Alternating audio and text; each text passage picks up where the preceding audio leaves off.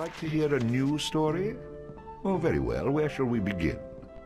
Well, I think we start from all the basic generation of the Bard. It had come to this at last.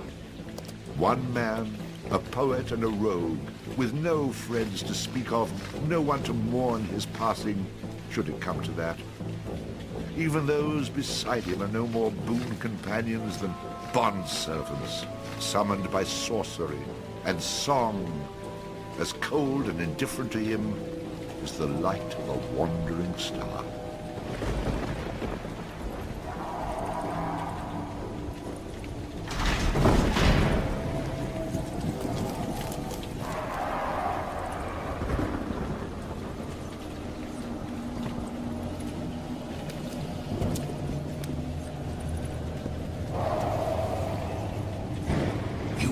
Mistake in coming here. But to know where he is, we need to know where he is from. And to know that, we've got to begin elsewhere. And not that long ago.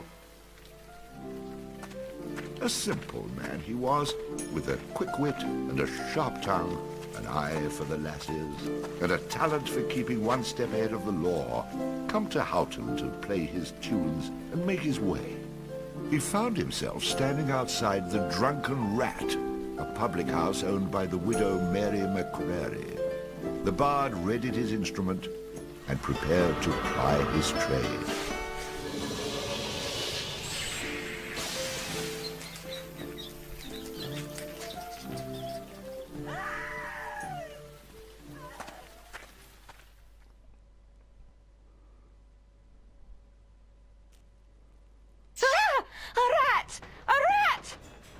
Drunken louts, get off your backsides and kill it. I'll save you, fair damsel.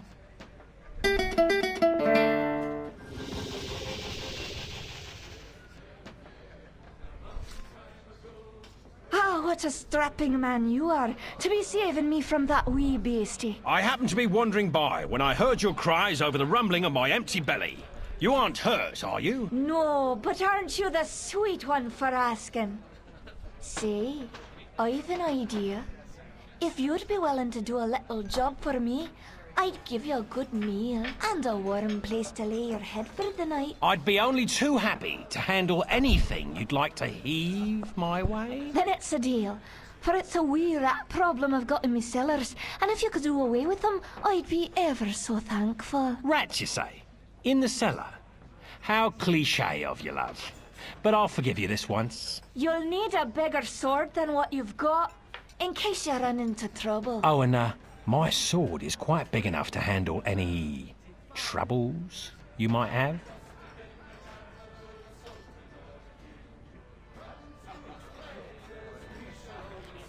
And like this, the Bard's tale begins. A story of the Bard, a man of a very unpleasant personality and a cunning and generally not real nice guy. So let's just listen to these drunks. Beer, beer, beer, tiddly beer, beer, beer. A long time ago, way back in history, when all there was to drink was nothing but drops of tea. Along came a man by the name of Charlie Moss, and he invented a wonderful drink and he made it out of hops. He must have been an admiral, a sultan, or a king. When to his praises we shall always sing. Look what he's done for us, he's filled us up with cheer. Lord bless Charlie Watts, the man who invented beer, beer, beer, tilly beer, beer, beer. The drunken rat, the aching drum, and throw his pub as will. One thing you can be sure of, it's Charlie's beer they sell. So all you lads and lasses, at 11 o'clock you stop.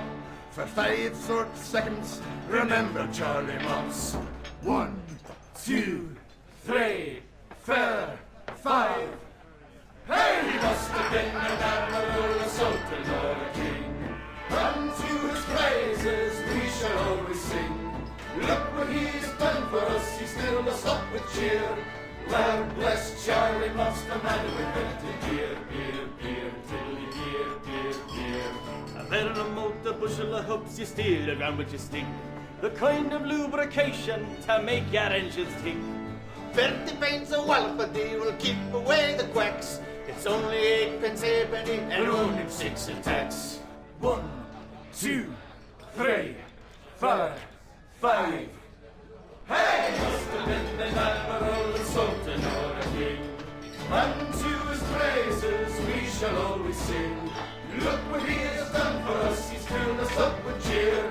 Lord bless Charlie Mott's the man who invented beer, beer, beer, Julie, beer, beer, beer, Julie, beer, beer, beer. The Lord bless Charlie Mott.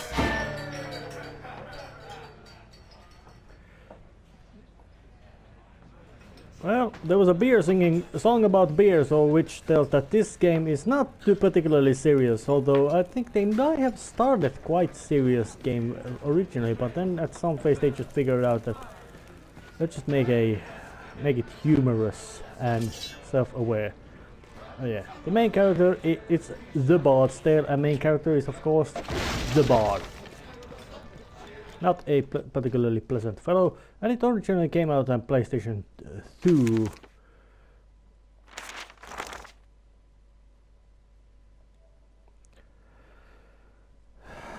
But it's been converted to PlayStation 4, mostly because of it's quite much of a, you could say, a cult classic.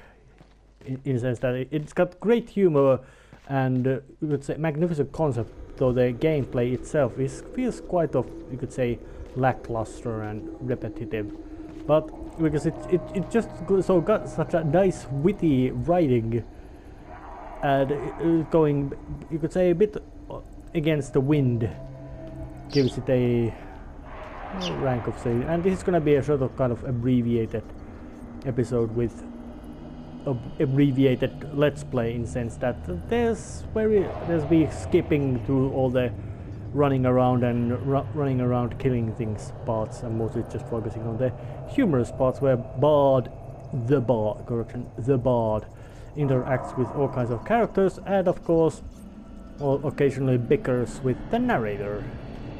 But there's the rat. He dies. Quest complete. All hail the Bard, Rat Killer, and Rodent Bane, who has bravely made the cellars once again safe for buxom barmaids and wanton widows. Or has he?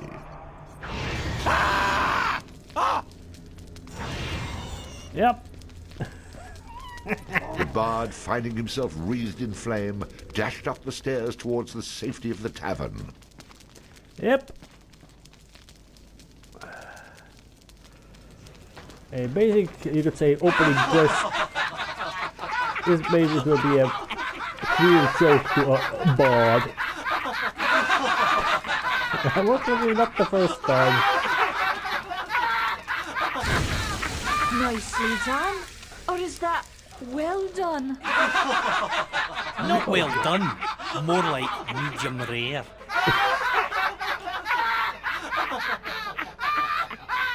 Now we'll have another go at him with this. Yep. You better hope I've cooled off when I return, or you're next.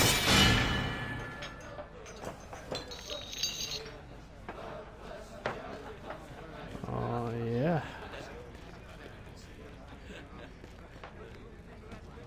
Oh, if I remember right now I had to go and chop down the. Give some extra pain to the rat. Who the hell are you?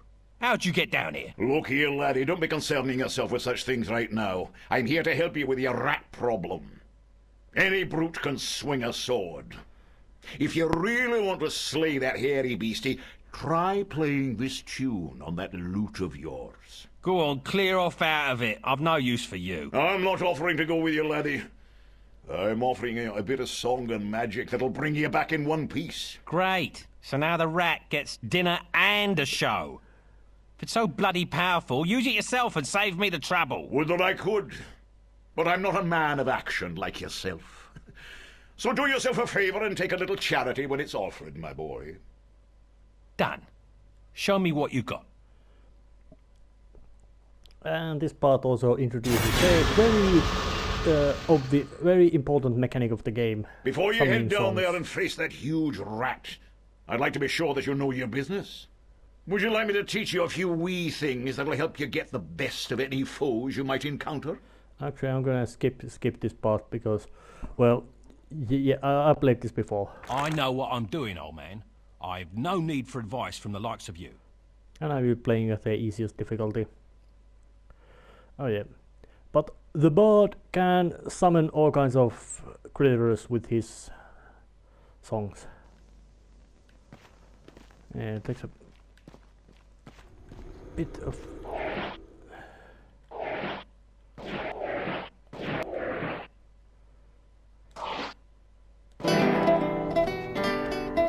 Yep.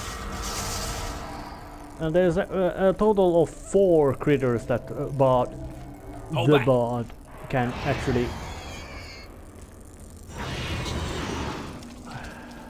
Come to me. Stay where you are. Attack. Hold back. Charge! I don't know how to do that. Charge! Charge! Yep. The rat does... the thunder rat kills the fire rat. All hail the bard, rat killer, and rodent bane, who's bravely made the How cellars... about you tell the story and leave the sarcastic patronising to me, okay? This is that's funny. It's American actor Cary Elves doing the voice of the bard, and very well, he's now dead, but he was really good. British voice actor Tony Jay did the voice of narrator, and he usually did all kinds of grim, villainous characters. But in this one, he made something like a, you could say, friendly grandfather type of. And then the bard looted the chest which contained the widow's most precious... Wait a minute. Did I read that properly? You're stealing from her? I wouldn't call it stealing, exactly. I mean, people leave all kinds of things in chests, and they never seem to object when I help myself. Think of it as a public service. I mean, who knows how cluttered these chests might become if I didn't do my part to help clean them out. In hindsight, I'm surprised it took the bard this long to get his hands on Mary's chest. Yep. But, yeah. Bard is a thief and a sarcastic prick. And world seems to add, so, yeah. But, speaking about Tony J, in this one, his voice is much more of a, you could say, friendly grandfather type of tone. Run away again, did ya? Go back to where you came from and leave the fighting to those who've got the guts for it. Well, let's be sarcastic Oh again. no, the rat is the gutless one, for I spilt his about your cellar. I'd be only too happy to haul him up here for you to see. In fact, it might actually improve the ambience of this place. No need. The stench you bring with you will be proof enough. Well, maybe there's more to you than meets the eye. Just be snarky as always, because I'm gonna go all snarky route. Save it for the half-wits. What you can do for me is best done in silence. You knew what was down there. You and all the rest of your tartan-clad trash. So how about less cheddar and more chow? And be quick about it! Right away. I enjoy a man with a quick tongue. I'll see you get the finest room in the inn. It's the one right next to mine. So the bard headed up to his room to avail himself of the pleasures that the inn had to offer.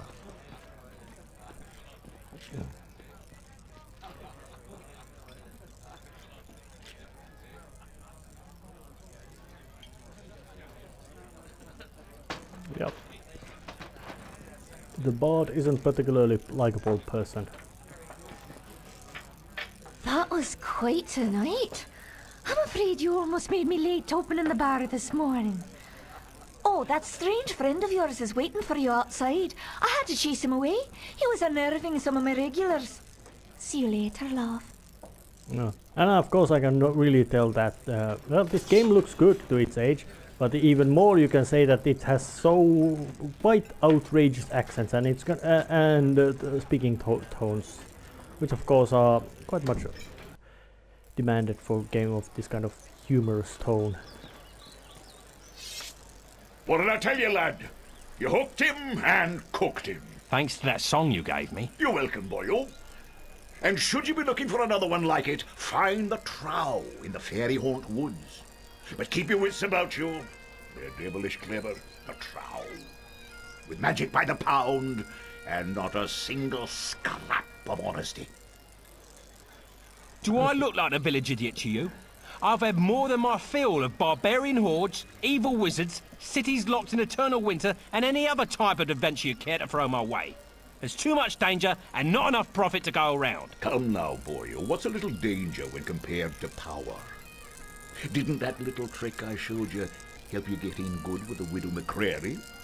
If it's a skin you're worried about, I have a wee trinket here that'll keep you safe from harm. This amulet was made by a powerful sorceress. It can summon her spirit to heal your wounds in battle. You'll need adder stones to provide the necessary mystical power. If you like, you can even use multiple stones for even greater effect. Here, laddie. Try it out.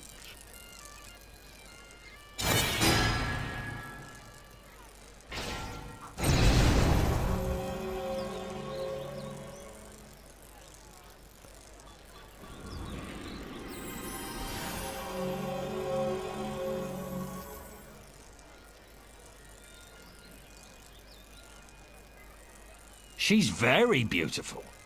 But, I've found that mysterious strangers offering gifts usually lead to trouble. You wouldn't want anything from me, would you? Have any ulterior motives, by any chance? You wound me, laddie. That remains to be seen. Out with it, man. What do you want from me? You got it all wrong. Look, my boy. Oh, okay. I do want something from you. I thought so. What is it you want? Something dangerous, no doubt. No, nothing like that. You see, I belong to an ancient order. We've traveled the land for years now, seeking men such as yourself to... Aha! I knew it was something like that. I'm not joining anything. But I will take your advice and find this trowel. Oh, and I'll have that amulet as well if you're still offering it. Of course, lad, of course. Here you go, and don't forget. The trow is in the fairy haunt woods. Goes by the name of Bannerfeet.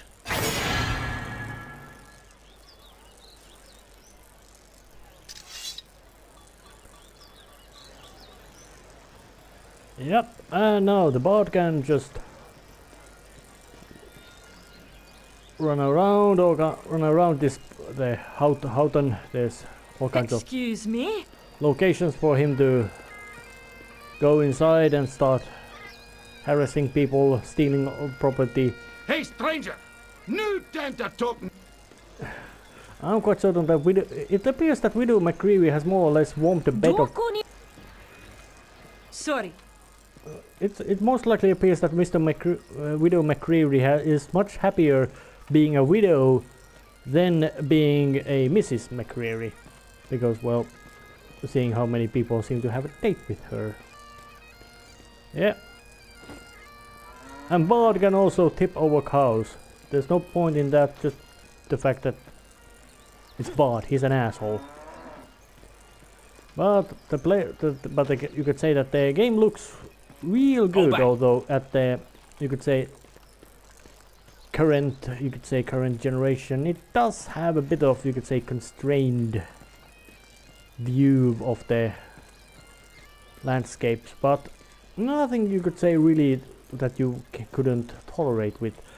But you could say that this game does not take itself too seriously.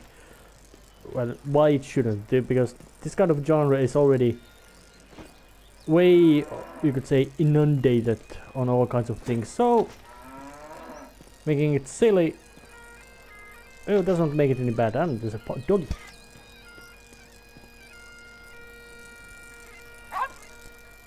Let's be friendly, because Bart doesn't like people, but he likes animals. Well now, you're a spry little thing. I could do with a friend. Care to throw in with me?